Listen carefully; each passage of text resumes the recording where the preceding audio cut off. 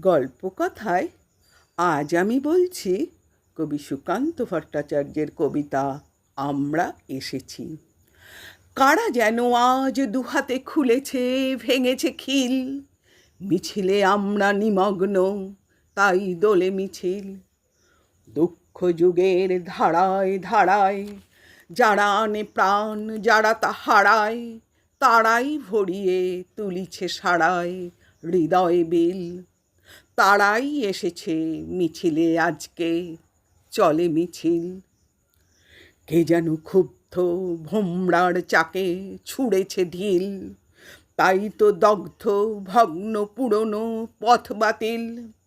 আশ্বিন থেকে বৈশাখে যারা হাওয়ার মতন ছুটে দিশাহারা, হাতের স্পর্শে কাজ হয় সারা, কাঁপে নিখিল। তারা এলো আজ, দুর্বার গতি চলে মিছিল। আজকে হালকা হাওয়ায় উড়ুক একক চিল, জনতরঙ্গে আমরা ক্ষিপ্ত ঢেউ ফেনিল। উধাও আলোর নিচে সমারোহ, মিলিত প্রাণের একই বিদ্রোহ। ফিরে তাকানোর নেই ভীরু মোহ, কি গতিশীল। সবাই এসেছে, তুমি আসনি কো, ডাকে মিছিল।